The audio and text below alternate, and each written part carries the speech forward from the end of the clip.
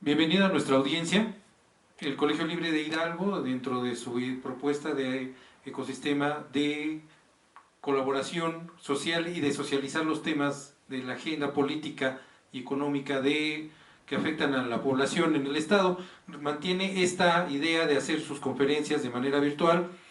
Mantenemos el respeto hacia las restricciones y esta contingencia que se ha dado, y de esta manera es como hacemos esta conferencia por vía electrónica y por vía de las redes sociales. Si ustedes quieren colaborar, pues se puede hacer uso del chat mediante el que está abierto y mandar sus preguntas y dudas durante el transcurso de esta conferencia, que son bases de un discurso político con perspectiva de género, mis propuestas de campaña, con la idea de que los candidatos o quienes estén en busca de un cargo político tomen en cuenta la agenda de temas feministas.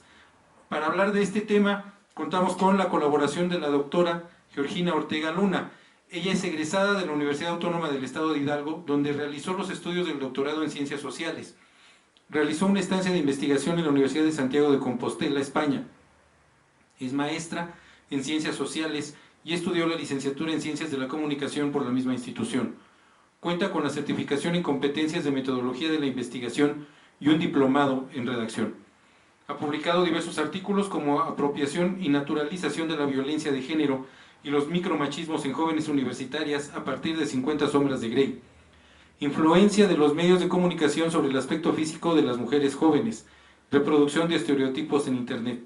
Jóvenes activistas, no éramos 132.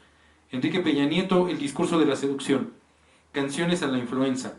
Cibercomunicación ambiental, modelos alternos comunicativos en busca del desarrollo sustentable.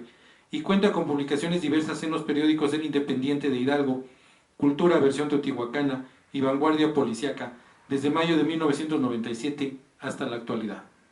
Es profesora por asignatura de nivel superior y medio superior en diversas instituciones. Fue miembro del Comité de Evaluación del Apoyo a Proyectos Sociales de Colectivos Juveniles Pro Juventudes 2017 y 2018.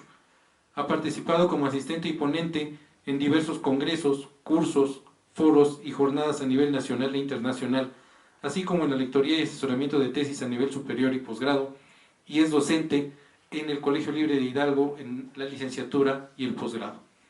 Bienvenida, doctora. Muchísimas gracias. Y pues bueno, vamos a iniciar con tres temas importantes que son un poco más didácticos esta vez para que podamos aprender algunas estrategias sobre lo que es el discurso político con perspectiva de género. Los tres temas van sobre esta línea. Voy ahorita a abrir sobre el primer tema y después continuaremos con los otros dos, de tal manera que podamos ir retomando algunas cuestiones importantes. Esto también lo hacemos pensando en este marco de lo que vivimos actualmente, de esta contingencia en la que nos encontramos debido a SARS-CoV-2. Entonces, por ello vamos a tratar de ver qué acciones podemos implementar, pensando también que ahora pues tenemos que apostarle a los medios sociodigitales para poder darnos a conocer con nuestro público, y sobre todo pues vamos a enfocarlo en cuestión de lo que es la perspectiva de género, que además es algo que involucra a la agenda que hoy se tiene que trabajar para atender todas estas inquietudes también que tienen actualmente las mujeres de México e Hidalgo. Y pues bueno, voy a dar inicio con este tema número 1, que se llama Bases de un discurso político con perspectiva de género, mis propuestas de campaña, para saber un poco de cómo enfocar este discurso justamente al género dentro de las propuestas que podamos nosotros lanzar en campaña electoral. Y para eso vamos a ir conociendo primero que nada un concepto muy importante, que es la percepción, que es una de las bases importantes en lo que conforma el discurso político. ¿Por qué hablamos de percepción? Porque la percepción es el primer conocimiento que tenemos de algo por medio de las impresiones que son captadas por los sentidos.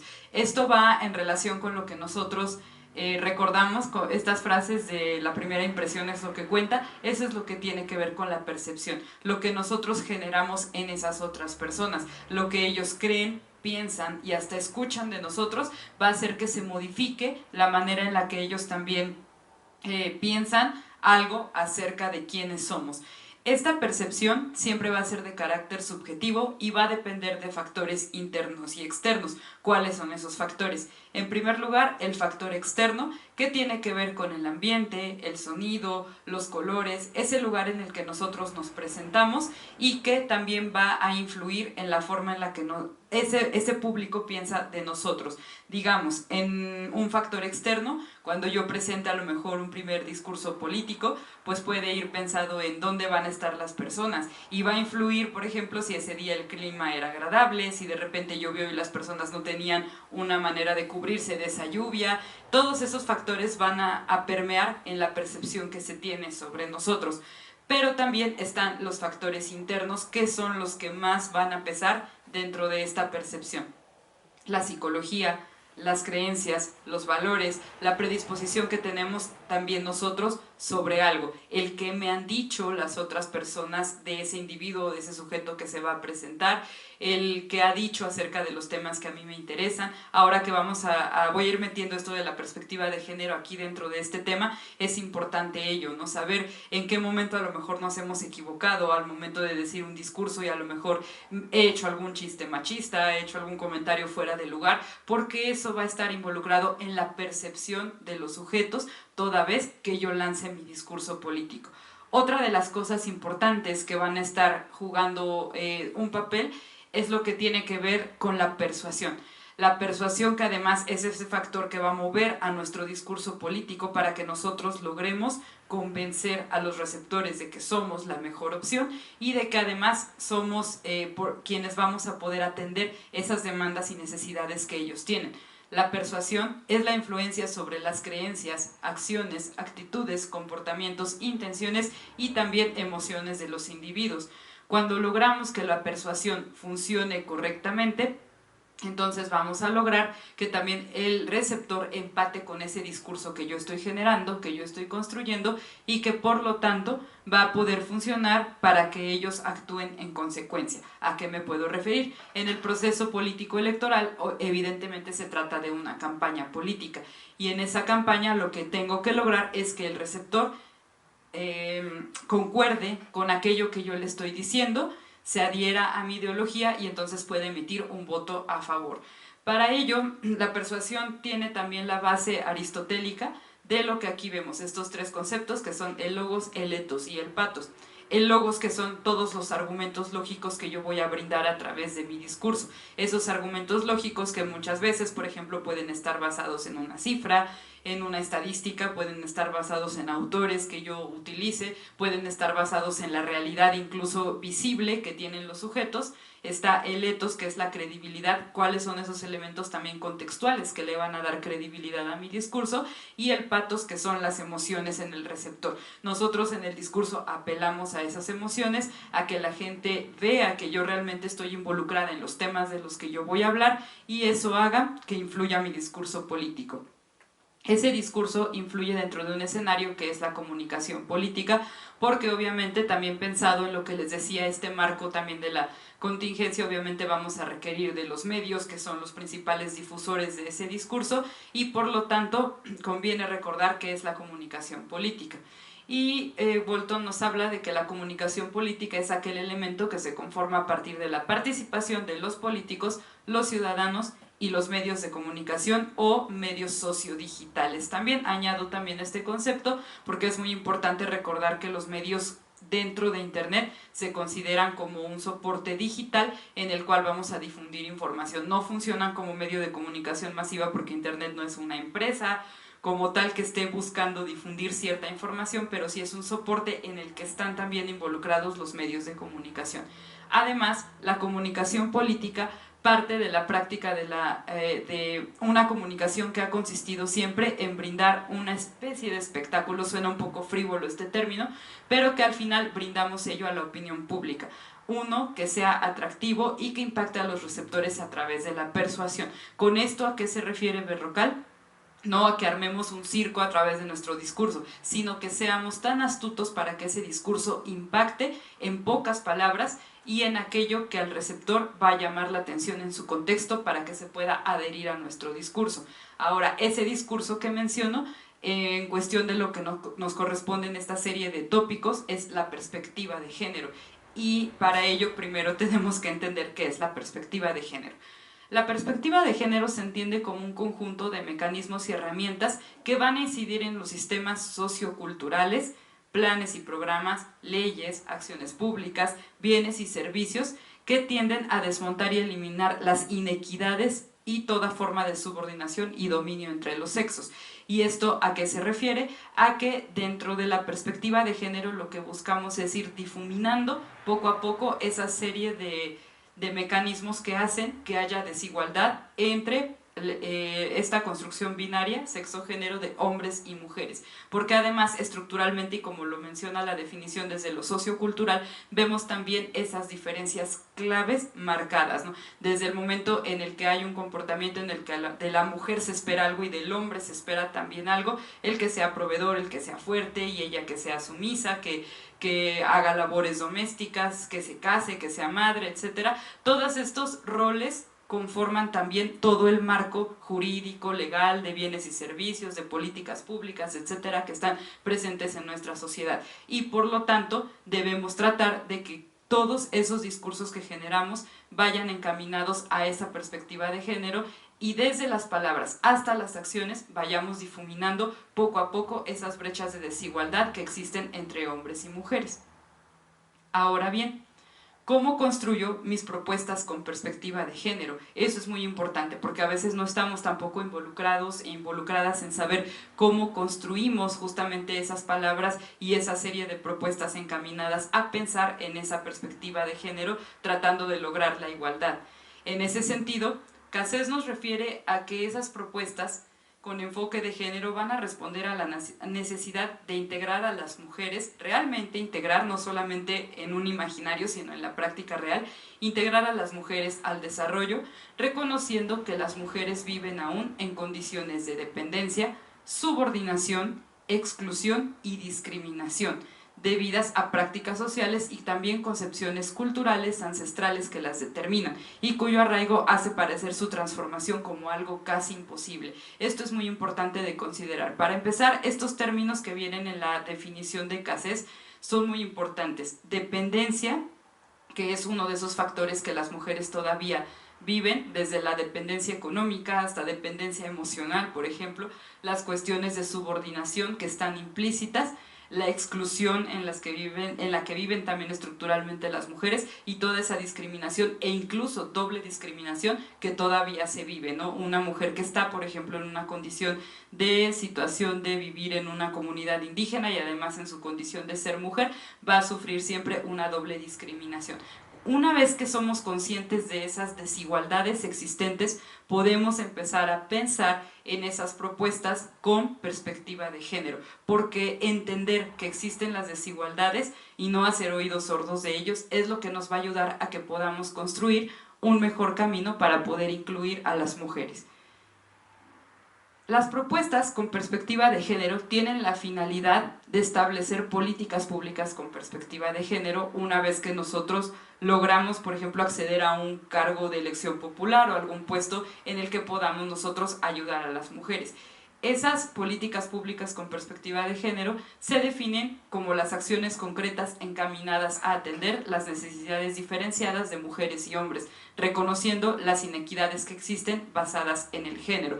Regresando a esto que les comentaba, el género que tiene que ver con el ser hombre o el ser mujer, y entonces cómo vamos también nosotros difuminando esas brechas de desigualdad.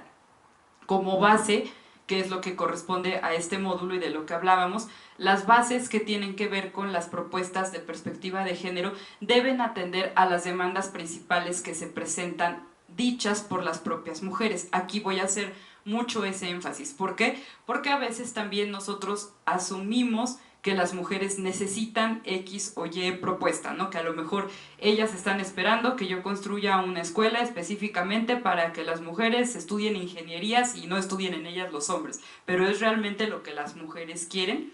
Hay movimientos sociales como los que vivimos recientemente en el mes de marzo que nos ayudan a nosotros a ser conscientes de cuáles son las peticiones reales que las mujeres tienen en este momento, para que entonces nuestros discursos políticos los empecemos justamente a basar en esas necesidades reales. Es una forma de acercarnos a las mujeres y saber por qué ellas siguen luchando. Si las políticas públicas actualmente funcionaran 100% con perspectiva de género, ya no habría movimientos sociales feministas peleando por más derechos. Si los hay, quiere decir que todavía no hemos encaminado bien las acciones y las propuestas. ¿Cuáles o dónde están esos huecos principales que requerimos actualmente para nuestras propuestas? Aquellas deben estar basadas en temas, por ejemplo, como la inseguridad. La inseguridad, ¿por qué? Porque es algo que todavía se vive día con día en la cuestión de la violencia de género. Las mujeres salen a la calle y están inseguras desde el hecho de que son acosadas desde una simple mirada o un grito hasta violencias tan fuertes como la máxima, que es el feminicidio, a una mujer que además todavía se le culpabiliza por salir a altas horas de la noche, por tomar un taxi sola sin compañía de algún varón, por ejemplo, y entonces se le revictimiza. Las propuestas que generemos en nuestros discursos políticos con perspectiva de género tienen que buscar también ser sensibles al respecto y no hacer mención de este refrendo de estereotipos todo el tiempo, que hacen que entonces las mujeres se encuentren todavía en las condiciones de desigualdad que menciono. Empleo. Se necesita también encaminar los discursos políticos hacia el empleo para que las mujeres se sientan más seguras y puedan hacer también labores y ser empleadas y ser remuneradas por aquellos trabajos de muchas veces de la economía informal o incluso labores domésticas que para las mujeres no son remuneradas. ¿Cómo se les reconoce todo ese esfuerzo y todo ese trabajo? A partir de las propuestas que podamos implementar.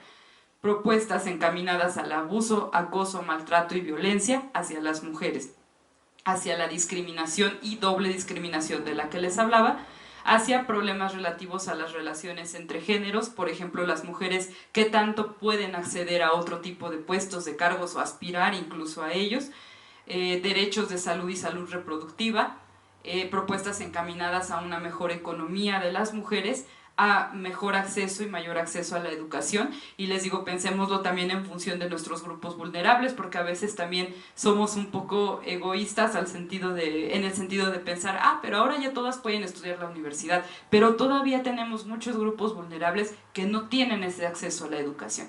Y finalmente, un acceso a información útil para poder atender problemáticas. Eso sería para poder empezar a encaminar nuestras propuestas con perspectiva de género. Y continuamos en un momento con el tema número 2.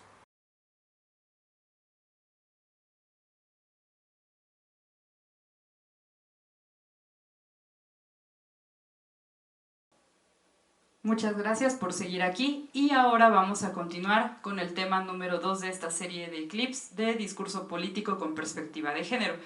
Este tema número 2 es un poco más pensado hacia las palabras, propiamente el discurso, cómo estructurarlo verbalmente para poder dirigirlo con perspectiva de género.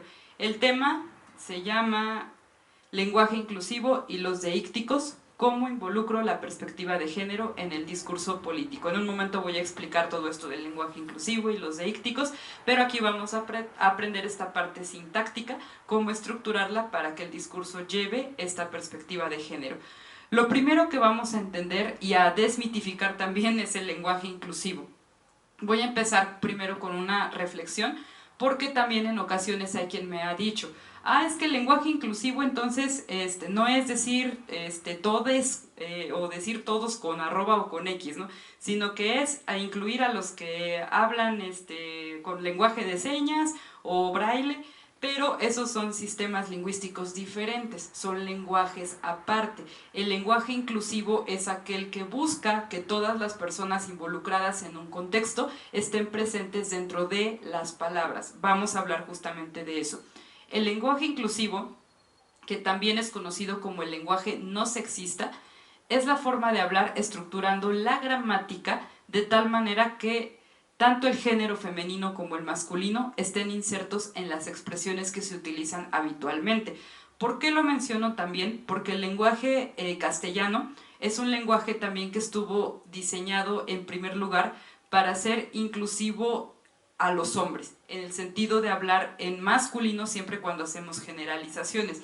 El hecho de que ahora utilicemos lenguaje inclusivo o lenguaje no sexista tiene que ver con hacer visibles a las mujeres dentro del discurso, porque el seguir llamándole al auditorio todos significaría que hay una mayoría de hombres y se utiliza, aunque por ejemplo en un auditorio haya 49 mujeres y un hombre, se sigue usando el general masculino. Entonces es muy importante que a partir del lenguaje inclusivo nosotros hagamos visibles la existencia de ese género femenino para que aparezcan.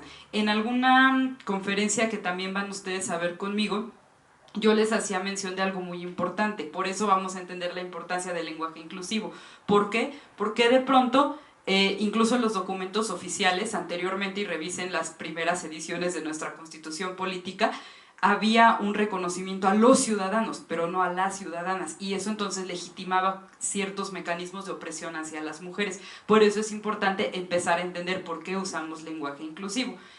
Ese lenguaje inclusivo lo tenemos que referir a las expresiones que utilizamos habitualmente, hasta en un sentido cotidiano, porque si nos acostumbramos a utilizarlo, meterlo en el discurso político también va a ser mucho más sencillo. Aquí tengo ejemplos de algunas de estas frases, por ejemplo, el todas y todos los que están presentes en este momento, un programa dirigido para niñas, niños y adolescentes, o por ejemplo este discurso pensado para ciudadanas y ciudadanos o personas presentes en este evento, ¿no? Son maneras en las que incluimos dentro del discurso ese último general de personas presentes. Ayuda también a que nosotros vayamos encontrando sustantivos que pueden ayudar a generalizar en el discurso a esas personas que tenemos frente a nosotros y no solamente nombrarlo como todos los hombres presentes, ¿no? Entonces vamos cambiando un poco también esa estructura sintáctica de nuestro discurso.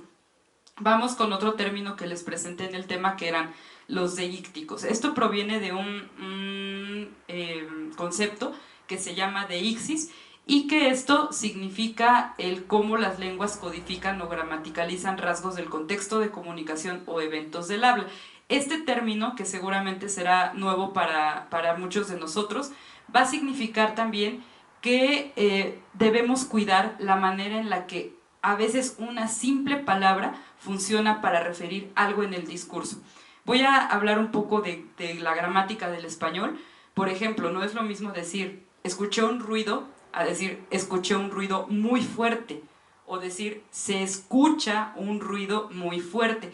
De acuerdo con cómo cambiemos la conjugación de los verbos, o si metemos un adjetivo o si metemos un adverbio, vamos dándole distintos sentidos a nuestro discurso, y eso ayuda también a que las personas perciban cosas diferentes dentro del discurso. ¿Qué tal si en una propuesta de campaña yo digo México saldrá adelante? Aquello es distinto a que yo diga saldremos adelante con México, ¿no? Cuando yo me incluyo en el discurso, esta forma deíctica hace también que el discurso cobre distintos enfoques e impacte de manera diferente en los sujetos. La deixis se clasifica de diferentes maneras. Primero tenemos la deixis personal, que abarca a las personas del discurso. Si me refiero a un yo voy a hacer esta propuesta o juntos haremos esta propuesta, vamos entonces a modificar la manera también en la que el sujeto puede sentirse involucrado en el discurso, pero también puedo modificar la forma en la que yo me hago responsable de un discurso. Está también la deixis espacial, que se refiere al lugar en el que se desarrolla el evento comunicativo. Si yo menciono México, si yo menciono Hidalgo, si yo menciono Pachuca, Mineral de la Reforma, etc., entonces voy teniendo en cuenta también a quienes incluyo en el discurso. Es muy importante, por ejemplo, en una campaña política también, pensarlo en función de eso. Si estoy yendo a una institución, si estoy yendo a una comunidad, recordar exactamente a dónde estoy yendo y poderla mencionar para que ese discurso tenga el efecto esperado y las personas se sientan incluidas. Tenemos también la deixis temporal, que se refiere a los elementos donde se toma como referencia el ahora. Si yo hago referencias a mis acciones pasadas cuando he sido funcionario, cuando he estado involucrado en algún puesto de trabajo, si son positivas pueden reforzar mi ahora, también puedo referirme al futuro y esperar que el sujeto entienda ese contexto en el que yo estoy hablando. Y la deixis textual, que es la que señala y organiza las partes de un texto unas con respecto a otras. Ahorita que les hablaba del lenguaje inclusivo, tampoco es lo mismo decir todos y todas a decir todas y todos. Depende de qué énfasis le queremos dar en el discurso, nosotros vamos a saber cómo organizar las palabras. Y eso siempre va a ser una manera muy específica de poder ir involucrándonos también en la conciencia subjetiva del sujeto. Ese sujeto, cuando escuche que yo nombre todas y todos, va a saber que estoy dándole un peso importante al género femenino en primer lugar. Es muy importante aprender a organizar nuestras palabras y además tener ciertas habilidades de lenguaje verbal que van a ayudar a generar un buen discurso. ¿Cuáles son esas habilidades del lenguaje verbal? Primero, un lenguaje específico. Un lenguaje que sea concreto en la construcción de mi mensaje, que puntualice sobre lo que quiero decir. Es muy importante que no utilicemos indirectas en nuestros discursos políticos, porque a veces somos muy dados a descalificar al oponente a través de indirectas, y eso son muchas veces luchas sucias contra los oponentes. Hay que ser muy precisos en lo que vamos a decir, y si no nos conviene decirlo, es mejor omitirlo. Para ello, es fundamental que no olvidemos también proporcionar detalles, ejemplos también que hagan más sencilla la comprensión de un mensaje, y de esta forma evitemos también barreras de comunicación. ¿Qué, por ejemplo, son las barreras de comunicación? Cosas que tienen que ver desde dónde estoy dando mi discurso, qué tal si se escucha mucho ruido. También tienen que ver con cuestiones de barreras psicológicas, si estoy yendo con un grupo religioso específico, si estoy yendo con un grupo de estudiantes de alguna escuela en particular, entonces tengo que saber a quién voy a dirigirme y con qué palabras específicas voy a decir el discurso. En segundo lugar, tengo que cuidar las generalizaciones dentro de la estructura de mi discurso. ¿Qué es lo que tengo que cuidar? No, muchas veces usar términos como todos, como todas, como siempre, como nunca, resulta ser muy riesgoso. ¿Por qué? Porque son generalizaciones en las que las personas pueden sentirse en ocasiones excluidas o pueden sentirse dentro de un mensaje que en ese momento a ellos no les corresponde estar dentro de ese mensaje, ¿no? A lo mejor si yo digo, todos los hidalguenses o todos los pachuqueños saldremos de la pobreza. ¿Estamos seguros de ello? ¿Estamos seguros de que podemos prometer ello? Tenemos que ser muy cuidadosas. Todas las mujeres tenemos derecho a la educación y acceso a la misma. ¿Es real? Tenemos que cuidar mucho esas generalizaciones que ocupemos en el discurso. Y si no se tiene una finalidad positiva con esas generalizaciones, es mejor también omitirlas.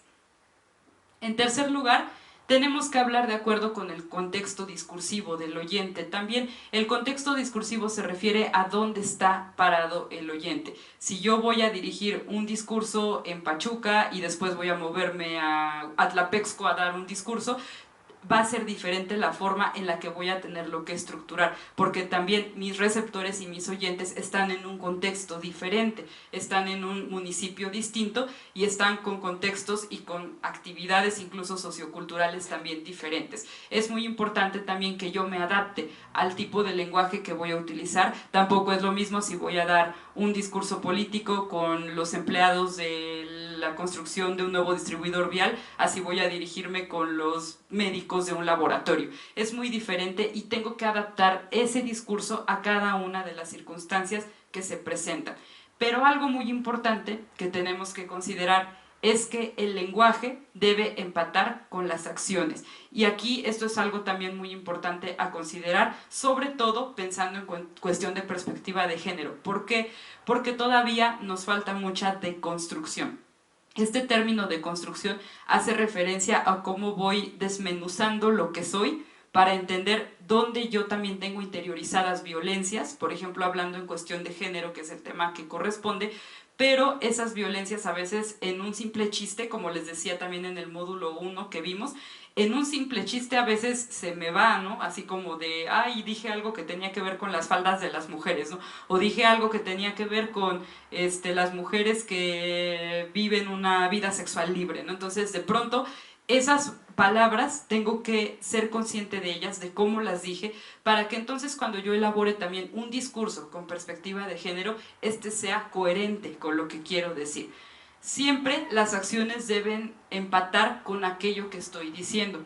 Si se habla de mujeres y hombres, pero una acción tan simple como dice ahí, como el saludo, a lo mejor llego y quiero hacer que mi lenguaje sea inclusivo, pero saludo en primer lugar a todos los hombres presentes en el auditorio. O en el auditorio acomodé en la parte de adelante a los hombres y atrás a las mujeres. O a veces desconozco una problemática específica de la que me quieren preguntar, como son las violaciones, los feminicidios, etcétera, o me río de algún tema, o rechazo tocar algún tema. Entonces mi discurso no va a ser congruente, y por más que lo estructure sintácticamente bien, no va a tener el mismo impacto y va a perder credibilidad.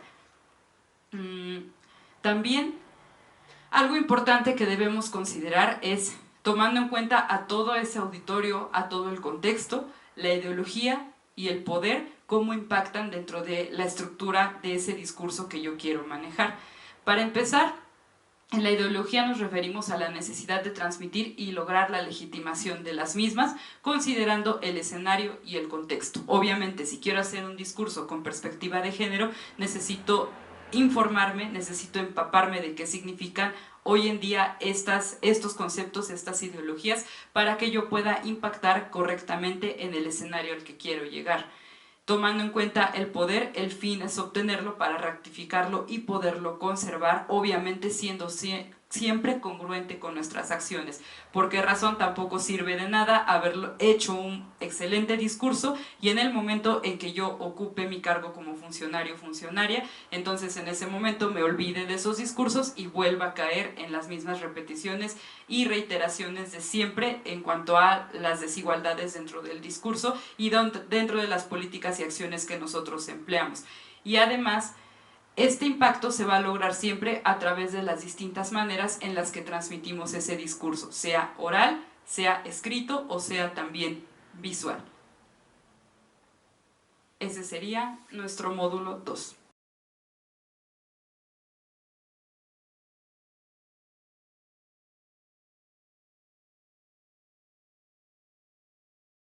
Gracias por continuar con esta serie de temas enfocados a discurso político de género. Y en este momento vamos a tocar nuestro tema número 3, que es la aplicación del discurso multimodal, estrategias para discurso de género en plataformas digitales. ¿Por qué voy a ir ahora con este tema?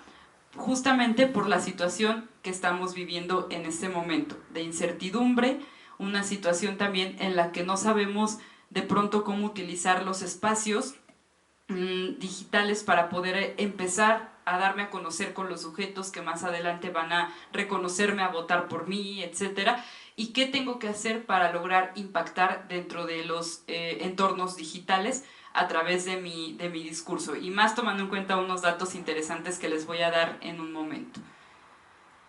Para empezar, vamos a involucrarnos con un nuevo concepto que hoy en día, de hecho proviene, este concepto proviene de algunos estudios que están realizándose actualmente en España y que nos aporta principalmente Carmen Beatriz Fernández.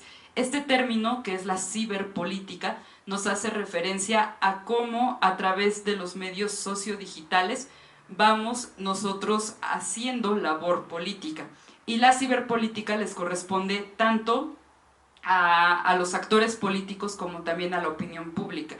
Esta ciberpolítica se hace con ayuda de los ciudadanos porque a través de los escenarios sociodigitales ellos tienen la posibilidad de responder a nuestros mensajes. Esto es algo muy interesante. ¿Por qué? Porque a veces superamos también el miedo de decir un discurso frente a los medios tradicionales, frente a la televisión, en una entrevista de radio o que nos entrevisten para prensa o simplemente en algún acto político dar un discurso. Pero ¿qué pasa cuando el ciudadano tiene la posibilidad de responder a mis discursos? Eso se da a través de los escenarios digitales y eso es la ciberpolítica y es de lo que vamos a hablar en este tercer módulo para aprender a cómo generar un buen discurso político a través de las herramientas digitales pensadas en perspectiva de género. Para empezar, mencioné un término importante al inicio de este tercer tema, que es el discurso multimodal. El discurso multimodal se da cuando un mensaje ha sido enviado de manera simultánea por distintas vías. y no es posible aislar los elementos que componen ese mensaje. Por ejemplo, texto con imagen, puesto que en el mismo sentido, los signos que componen este mensaje quieren transmitir algo con una sola intención a los receptores de estos mensajes. El discurso multimodal significa que está construido de diferentes modos. Yo en el tema anterior les expliqué que podíamos tener un discurso escrito, un discurso oral, un discurso visual, pero las plataformas digitales, a diferencia de los tradicionales, nos permiten a nosotros ejecutar el discurso por diferentes vías, porque además recordemos que si hablamos de redes sociales digitales como son Facebook, Twitter, Instagram, jugamos mucho también con la parte visual de los sujetos. No puedo aburrir a mis sujetos con un discurso extremadamente largo. Los sujetos van a hacer scroll en el Twitter, en el Facebook, en el Instagram y quieren ver publicaciones rápidamente, y lo que tengo que buscar es que mi campaña política y mis discursos impacten a través de estos escenarios y de estas redes digitales de una manera tan rápida que el sujeto vaya grabando en su mente qué es lo que le quiero decir, y para ello es muy importante saber construir correctamente esos discursos. En una publicación pensada, por ejemplo, para Facebook, que actualmente es la plataforma más utilizada, la red social más utilizada en México, en Facebook nosotros podemos colocar una fotografía y un pequeño pedazo de texto donde rápidamente, en pocas palabras, el sujeto lea qué le quiero decir, refuerce con la fotografía y continúe su paseo por la red social digital. Pero ese sujeto va a ir conservando esas palabras que yo le quiero decir. En Instagram juego principalmente con la fotografía y en Twitter con pocas palabras. Y ese es el chiste de los discursos multimodales, que es lo que voy haciendo para que además por esos diferentes vías el sujeto me tenga presente. Ahora, vamos a enfocarlo en un momento hacia la perspectiva de género para tener en cuenta qué elementos pueden funcionar cuando yo quiera meterme a los entornos digitales. Primero hay que considerar quién es el público meta, porque aquí hay que hacer una ruptura epistemológica muy interesante en cuestión de cómo estoy diseñando mensajes a través de las redes digitales. ¿Por qué razón? Porque a veces también creo que lo mismo que dije en un discurso presencial, entonces lo recorto y lo paso a la red social, y no sirve así, porque el público que está presente en internet es un público distinto al que hemos estado acostumbrados nosotros a ver. Para empezar, la Asociación de Internet en México nos habla de que actualmente las redes sociales digitales más utilizadas son Facebook, WhatsApp, YouTube, Instagram y Twitter. Tengo esas posibilidades para poder llegar a ese público que está utilizando Internet. Hoy en día, y se los voy a sugerir, ya no funciona tener mi página oficial y ser principalmente activo en ella. Sí puedo colocar candidato.com, pero la gente ya no visita principalmente esas páginas, la gente visita las redes sociales digitales. Entonces es importante que ustedes generen perfiles en esas redes y se mantengan en contacto con los ciudadanos. Que todo su equipo de campaña también esté preparado para responder en el mismo sentido a los mensajes, para que los sujetos estén conscientes de que son ustedes quienes están respondiendo directamente a esos mensajes. López también nos menciona que el público que más utiliza Internet es el que se centra en jóvenes entre 15 y 35 años de edad, y son ellos quienes se comunican con sus amigos a través de correos electrónicos, de redes digitales, que hacen amigos a través de los mensajes, incluso a través de aplicaciones hoy en día como Tinder, etc. Y estas herramientas y estas plataformas son principalmente utilizadas por jóvenes, que además muchos de ellos se van a convertir en potenciales votantes. Entonces es muy importante también que nosotros sepamos cómo dirigir un discurso fresco, enfocado hacia esas personas que utilizan las redes, y no aburrirlas con los términos de siempre que utilizo, sino con aquellos términos con los que están familiarizados. Si hoy, por ejemplo, en día las mujeres jóvenes están ya familiarizadas con estos términos de ser violentadas, de ser feministas, entonces esos términos son los que tengo que utilizar para que mi discurso impacte sobre ese público y estemos en el mismo tenor contextual. Estamos mujeres y hombres por igual, hay 51% de mujeres usando redes sociales digitales y 49% hombres, entonces son prácticamente mitad y mitad, así que debemos también usar lenguaje inclusivo dentro de las redes sociales digitales.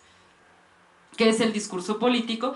Es aquel que se emplea con fines estrictamente persuasivos y se concibe como una práctica social significativa y diferenciada que está inserta en relaciones de poder y dominación por una parte y consentimiento y consenso por la otra. Aquí Gutiérrez Silvia es la que nos aporta este concepto y entendemos entonces que el discurso político se vuelve en eso, el lograr el consenso con la otra persona que acepte mi discurso y que se mueva en dirección a lo que yo quiero llevarle.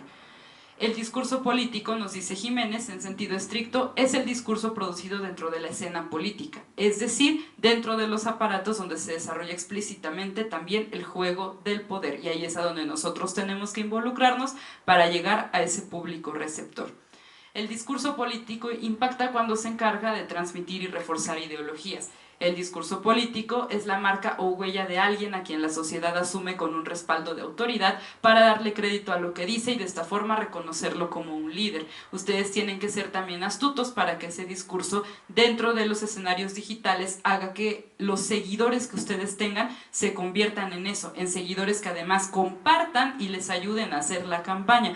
Cuando alguien da un retweet, cuando alguien comparte tu publicación de Facebook o de Instagram, entonces estamos ayudando a que haya una cadena también de recomendaciones. Si tú observas que tienes comentarios negativos, que te están cuestionando, entonces cambia la estrategia. Y la facilidad también que te dan las redes digitales es que tú puedes moverla en tiempo real. Si tu estrategia no funciona, al otro día utilizas otra y no hay problema. Un discurso político no hace referencia al sometimiento de una población, sino al convencimiento a partir de distintos motores de persuasión, el principal de ellos, y como lo mencionamos en el tema 1, el que apela a las emociones. El discurso persuasivo. La comunicación persuasiva es cada día más frecuente en la política y pone todos los medios a su alcance para captar la atención del receptor, muchas veces de forma estridente y provocadora. Se señalan dos situaciones perversas, el recurso al habla peligrosa y la irrelevancia de la política. Hay que tener también mucho cuidado en no caer en hacer campañas que resulten de risa, por ejemplo, ¿no? Si yo subo memes todo el tiempo, o si me río de las situaciones, o si me burlo de mi contrincante, entonces también caigo en el riesgo de ser simplemente comicidad y no me tome por una persona con propuestas serias. Hay que tener mucho cuidado. Cuando los discursos se lanzan como una forma de batalla que se enfoca en las emociones, seduce, pero se olvida de los argumentos reales. Por eso, aunque en redes digitales tengamos que ser muy concretos, hay que hacer que ese discurso sea siempre enfocado hacia qué es lo que está esperando la gente leer y escuchar de mí. El discurso persuasivo, ¿cómo convence? Con la apelación a los sentimientos, hablando sobre todo, les digo, en redes, y también, por ejemplo, reforzamos con una imagen donde yo esté abrazando a una mujer que sea adulta mayor, entonces seguramente va a funcionar el discurso y voy a apelar a los sentimientos. Si salgo con alguna asociación de perros callejeros, seguramente voy a funcionar. Con la simplificación del mensaje, que sea en pocas palabras, con distintas formas de expresar el sentido original de la información, que vaya diciéndolo de distintas maneras también, la repetición de temas e ideas adecuados a los diferentes públicos, la explotación del contagio psíquico hacia los demás, logrando que los demás también me ayuden a hacer la campaña, y el apoyo en las actitudes preexistentes también ya de los sujetos, lo que les decía también en el tema 1, qué ellos piensan de mí, qué saben de mí, y cómo puedo también aprovechar lo positivo de mí y tratar de que lo negativo se convierta posteriormente en una fortaleza. Hablando en cuestión de discursos que tienen que ver específicamente con perspectiva de género, ¿cuáles pueden ser sus principales obstáculos? Primero, la falta de sensibilización, lo que les comentaba también hace un momento. La falta de sensibilización tiene que ver con que no entienda que realmente existe una desigualdad y que mis propuestas deben estar encaminadas justamente a tratar de borrar esas brechas de desigualdad. La falta de voluntad por modificar mi discurso en cuanto a la perspectiva de género. A veces también somos muy empeñados en decir, pero es que la Real Academia dijo que no debemos utilizar el todas y todos. Es muy importante que nosotros sepamos también que tener esa voluntad va a ayudar para que el discurso político impacte realmente. Si pongo en primer lugar mis creencias y prejuicios, el discurso político no va a funcionar correctamente. Debo usar las mismas estrategias discursivas presenciales para los entornos digitales, solamente que sean enfocadas a un contexto, lo que les sea un escenario en particular. puede convertirse en un obstáculo si yo lo único que hago es grabo un pedazo de mi meeting de campaña y lo subo a las redes. Va a resultar aburrido y no va a funcionar. Necesito hacer una cibercampaña enfocada a los usuarios de las redes digitales. Puede ser un obstáculo también si me siento atacado en los medios y respondo con violencia. Eso también es un obstáculo, y por supuesto los mecanismos de violencia política. Eso pasa sobre todo si soy candidata, por ejemplo mujer. A veces también empiezan a existir las presiones contra mí, las críticas por mis propias fotografías que subo a las redes, por con quiénes salgo en las redes. Entonces es muy importante también mantenerme en calma si soy candidata, tener mucha paciencia para también aguantar toda esta condición de desigualdad sobre ustedes, a veces de los propios ciudadanos. Hay que tener mucho cuidado.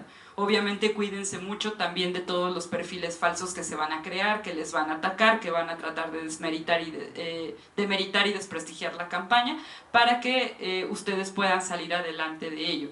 Y finalmente, ¿qué son esas propuestas que ustedes también con las que pueden jugar dentro de los escenarios digitales para ayudarse con aquellas mujeres que están esperando escuchar sus propuestas?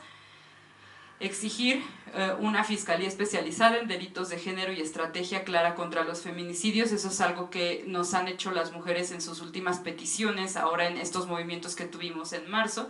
Piden garantizar el derecho a la libre manifestación, la capacitación con perspectiva de género a personal de fiscalías y MP de todo el país, documentar los feminicidios a través de un mapa interactivo, difusión de protocolos y programas preventivos contra la violencia de género, abrir espacios para debates con el poder legislativo y el respeto por los derechos sexuales y reproductivos de las mujeres. Si logramos concretar en pocas palabras eso dentro de los entornos digitales, también vamos a lograr algo, que estas mujeres noten que estamos preocupados por ellas, y a lo mejor en algún mensaje les pongamos eso, ¿no? Capacitaremos a los MP en cuestión de perspectiva de género.